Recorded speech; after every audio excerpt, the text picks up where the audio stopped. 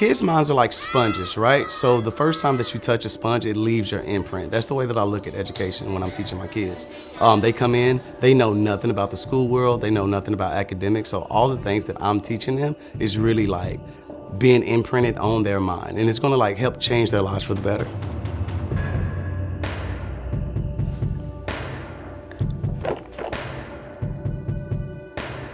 My name is Carter and I am 5 years old.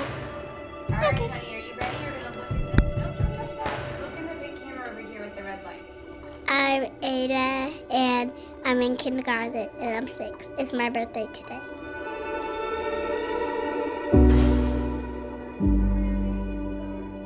In kindergarten, we're building the base of their learning for the rest of their education career and the rest of their life, and I really enjoy being a part of that. I just love to see little humans walk in on day one and they just look lost and confused, and they just learn so many skills, so many first time doing things. Like I lost a tooth for the first time. I learned how to say my letters for the first time. I learned how to read for the first time. My favorite letter is L. I like growing my brain and knowing new things so I can know what the world thinks and what I think, and that way I want to go to school every day. I didn't have a Mr. Jones growing up. I think that's what drives me, because I know what it feels like to not have that male influence in your life. So it's like I'm very passionate about it. What sounds do you read? Kindergarten is the foundation for everything, especially when it comes to school. What I'm teaching them in kindergarten is just going to be added onto as they matriculate through their school career. Reading is unlocking the world for our students. I feel like everywhere they go in life, from this moment on, they'll be reading or learning to read. I kind of like all the books so I can read. And my mommy reads books. I read all books all the time. Students are not able to choose the career or the path that they want to choose without having literacy as that strong foundation to get them started. For all knowledge, literacy is the groundwork for all knowledge. In kindergarten, first grade, second grade, they're just learning to read. But once they get to third grade, fourth grade, they have to read, understand the text, and learn from that text. So if we don't have a strong foundation right here, once they get up higher, it's gonna be an even bigger challenge, and we just want to do our best to make sure all students can avoid that gap.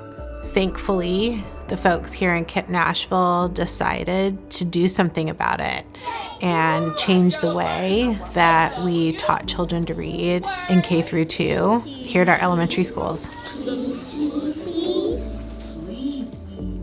So right now, we're just working on decoding nonsense words. So they're not real words, but we're just working to see if they can either just name the sounds like individually or if they can like blend it and say them. When we think about the state of foundational literacy, like currently across the nation and specifically in the state of Tennessee, we're just not doing so well.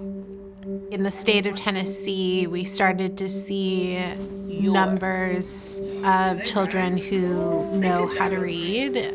Some were 1 in 3 students. 1 in 3 kids knowing how to read is not great, and what's even more alarming is that it's been that way since the 90s in most pockets across the United States.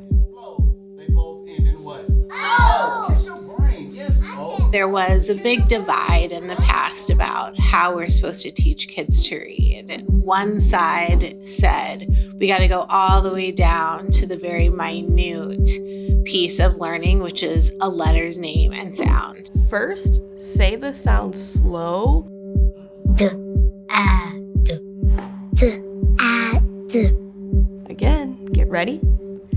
D, A, G. Say it fast. What's the word? Dog. And then there was the other side that was like, we just are going to teach kids to read words. A lot of that had to do with memorization, and put kids in books right away. And then they're going to eventually get it. And what we've learned is that a very small percentage of students can just get it. when you stick them in a book. And I know that if students aren't able to read by 3rd grade, then the chances are that they won't be able to. When you don't use a systematic explicit phonics curriculum, you are left to try and figure out where students are. Learning to read is a combination of several challenging skills. It's insane. It's nuts. First, you have to identify the letters, and then you have to understand the sounds that each of those letters make. And so just imagine like a child's brain like firing neurons all over the place and synapses like connecting, making connections over and over and over again in split seconds. And you can see it in their eyes too when they're looking at the letters, making the sounds with their lips, maybe not saying it out loud yet, and like there's this look of confusion. So I can imagine in their brain, they're thinking, when I'm reading, that means I'm growing. When I grow up, I want to be a nurse like my mom. I'm growing. Something's like, no, it's actually the letter A, and it says A, or it says A. I'm listening like And then my thinking about mom. putting Like other I was letters. washing my hair. Miss watched that I have to slow sounds, but I can't stop in between them, and I have to also listen for what word is coming out. Dad. So when KIPP Nashville made the shift to prioritizing systematic phonics instruction in the new curriculum, it was a complete 180 turnaround in terms of what our K-2 teachers did every day. And it's hard. It's hard to make an institutional shift in the way that you do things, especially in education. And what was amazing about the folks here at KIPP Nashville is that they did it all in 100%. That is one of the things that I do love about KIPP. We have chances to reflect. We record ourselves a lot. We have coaches that come in and model different skills for us so that all of our students are successful, so that they get better each day while we also get better each day. What's at stake here is the future of our society, right? What's at stake is the future of everything that we know in the world. And when it comes to foundational literacy, it's like we're closing gaps. You have to be able to get better every day and to sit back and say, I didn't reach this kid today. What can I do tomorrow to make sure that that student will also be successful? A lot of adults or a lot of people, like, they struggle to read, and it stops them from being like productive or just being all that they could be in life, right? That's a gap, that's a stronghold that it just stops them. So what we're doing now, we're like redefining that so kids can be whatever it is that they want to be. I want to be a doctor and a teacher because a teacher grows our brain and a doctors help us. A 5-file? I can help people if they don't know the words. I can help them sometimes, and I can help them all the times.